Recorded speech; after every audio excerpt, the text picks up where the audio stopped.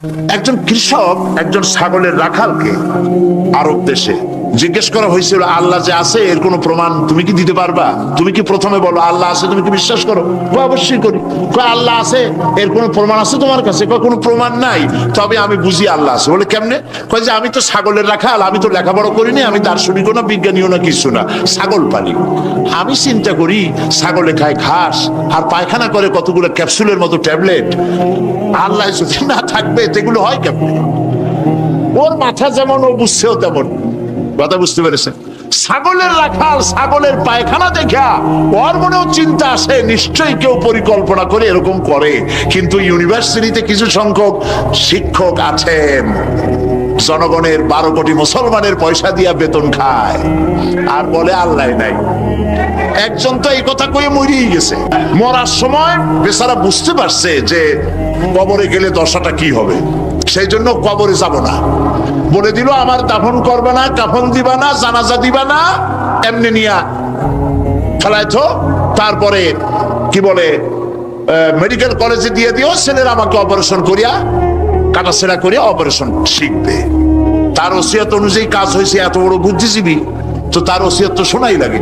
ওর কাফনও হয় নাই, দাফনও হয় নাই, গোসলও হয় নাই, কপালে নাই, কি হবে? তারপরে থুইসে বার্ডেমের মধ্যে কিছুদিন পর তাকে পাঠানো হয়েছে মেডিকেল কলেজে। মেডিকেল কলেজের ছাত্ররা যখন শুনলো যে ওই লোকটার লাশ আসতেছে, ওরা দাঁড়ায় বলছে আল্লাহর হস্তে মাপ চাই, এই হুজুর এখানে আনবেন না। উনি বেঁচে থাকতে আল্লাহর অস্বীকার করছে, এখন ওনারে কাইটা যদি আমরা অপারেশন শিখি তাহলে যে রুগীরে ধরবো যাও বাঁচবে ওইটা মরবে, কাজী এদারে ফিরাও।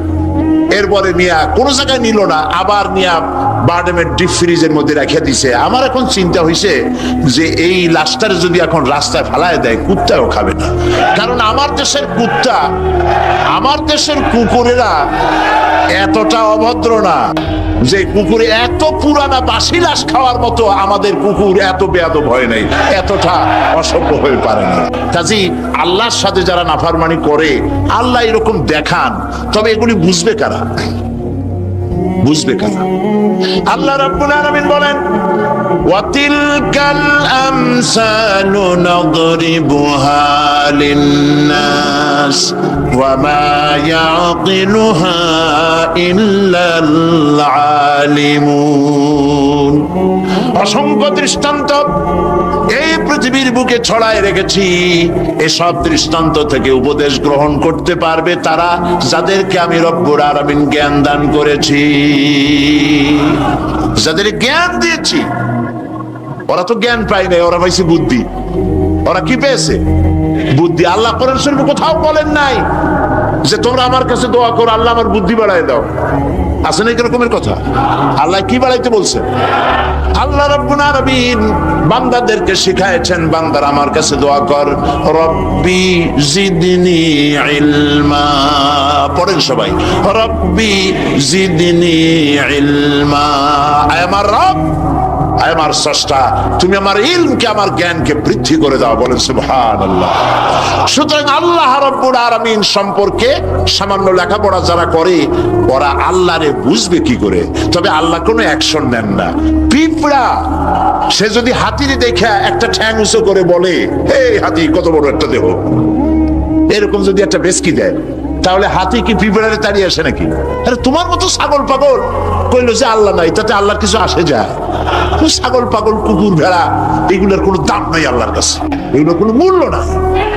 আল্লাহ পাক বলেছেন যারা আল্লাহরে অস্বীকার করে, যারা কাফের, তারা জানোয়ারের চাইতে নিকৃষ্ট। তারা হচ্ছে পৃথিবীর সমস্ত সৃষ্টি জগতের মধ্যে নিকৃষ্ট হচ্ছে তারা, যারা কাফের, যারা আল্লাহকে অস্বীকার করেছে। দেখুন কোরআন শরীফে আল্লাহ পাক এক জায়গায় বলেছেন, আমি মানুষ এবং জিনেদের মধ্যে এক শ্রেণীর মানুষ আর জিনকে তৈরি করেছি জাহান্নামের জন্য। জাহান্নামের জন্য তারা তৈরি হয়েছে। কারা? লাহুম কুলুবুন লা ইয়াফকাহুনা বিহা, যাদেরকে অন্তঃকরণ দিয়েছি, এই অন্তঃকরণ দিয়ে সব বুঝলো, এই বিবেক দিয়ে সব বুঝলো, কিন্তু আমারে বুঝলো না, আমার সৃষ্টি বুঝলো না। ওয়ালাহুম আয়ুনুন লা ইউবসিরুনা বিহা, তাদের চোখ দিছি কিন্তু চোখ দিয়ে সব দেখলো, আমার সৃষ্টি দেখে আমাকে চিনলো না। তাদের কান দিলাম,